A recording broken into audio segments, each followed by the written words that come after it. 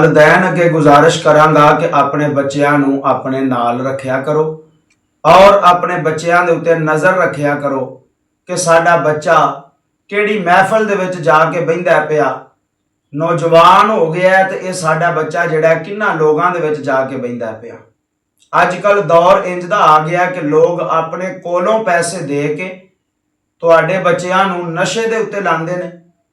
ते शरीक जिहड़े ने इस तरीके दे नाल शरीका कुटदे ने कि इन्हां दी आउण वाली नस्ल जिहड़ी ओ तबाह हो जाए। हुण जानों नहीं मारदे, ना ही कोई इस तरह का हमला करते हैं, बल्कि वो तुहाडे पुत्रां नूं तुहाडीआं नस्लां नूं खत्म करने की कोशिश करते हैं इस तरीके दे नाल कि इन्हां नूं नशे दे उत्ते ला दिओ ताकि आउण वाले वक्त दे अंदर इन्हां ने जो कुछ भी बनाया, जायदाद बनाई है, डेरा बनाया या जो कुछ भी इन्हां कोल है ना बैंक बैलेंस, वो सारा इसे रस्ते दे अंदर लंघ जाए। साडियां औलादां जिहड़ियां ने वो खराब इस वजह तो हो गई कि साडे अजकल दा माँ बाप जिहड़ा ना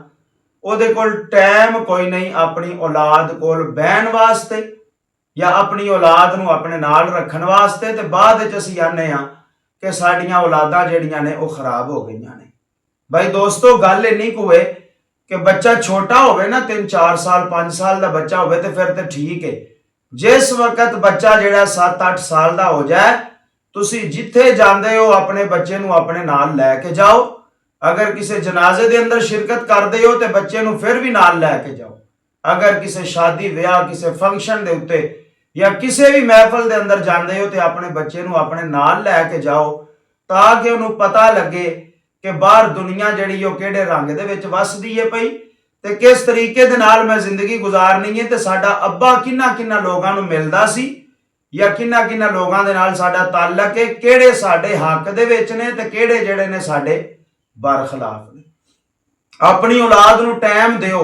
जदों असीं टाइम नहीं ना देंदे अपने बच्चों नूं, फिर साडे बच्चे जिहड़े ने बुरी सोहबत दे विच जाके बहिंदे ने, भैड़ियां लोकां दे नाल जाके फिरदे ने, भैड़ियां महफिलां जिहड़ियां ने अटेंड करदे ने, ते बाद दे विच साडे कोल पछताण तो इलावा फायदा कोई नहीं हुंदा। ते हुण ते लोग तली दे उत्ते रख के हर शै लगे फिरदे ने, आंदे ने कि किसी दा कोई काबू आवे सही, पहलू 1-2 दिन 4 दिन अपने कोलों खवाते हैं,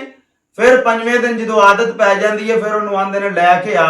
फिर वो घर का समान बेचना शुरू करता जो वो कोल पैसे कोई नहीं होंगे। आखिर उन्हें अपना खर्चा या अपने मामलात तो सीधे करने होंगे ने ना।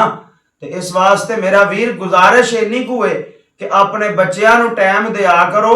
अगर तुसी बाहर भी नौकरी करते हो ना, बैरूने मुल्क भी हो, तो कम अज कम 6 महीनों तो बाद या साल तो बाद छुट्टी जरूर आओ और आके अपने बच्चों नूं अपनी सोहबत जिहड़ी ओ दिओ और उन्होंने अपने नाल रखो। जिथे भी जाते हो उन्होंने नाल लैके जाओ और उन्हों दे नाल इस तरह का इखलाक रखो, इस तरह का उसने जन रखो ताकि उन्होंने अपनापन महसूस होवे और फिर अपने घर दे विचों कढ के बाहर उन्होंने अच्छियां महफिलां अच्छियां सोहबतां जिहड़ियां ने वो दिओ ताकि घर दे विच रह के जनानियां दे विच वो बच्चा तुहाडा जिहड़ा वो जनानियां वर्गियां आदतां ना करन लग पवे, बल्कि उहदे विच बंदियां वाली गलबात जिहड़ी है वो भी पाई जाए। अजकल कमी सिर्फ इन्नी कु है कि माँ बाप कोल टाइम कोई नहीं औलाद नूं देण वास्ते। माँ वेख लो तो वह भी मोबाइल ते लगी है, बाप वेख लो तो वह भी आंदा है कि मेरी गल पुत्र कोल नहीं जानी चाहिए, ते पुत्र आंदा है कि मेरी गल जिहड़ी है अब्बे कोल नहीं जानी चाहिए। हालांकि काम जिहड़ा वो उल्ट हो गया है। हुण अपना मसला जिहड़ा ना सानू आप बेहतर करन दी जरूरत है। जिहड़ा भी साडा बच्चा है ना, अगर ओदी उम्र जवानी तक पहुंच गई है, वो 8-9 साल तो टप गया है, तो उन्होंने अपनी सोहबत के अंदर रखो ताकि गैरां कोल बहन दा ओदे कोल टाइम कोई ना होवे। जिहड़ा भी काम करो अपने पुत्र नूं अपने नाल लैके करो ताकि किसी नूं मौका ना मिले, चाहे वो तुहाडा पुत्र है, चाहे वो तुहाडा भणेवा है, चाहे वो तुहाडा भतीजा है, उहदे उत्ते नज़र रखो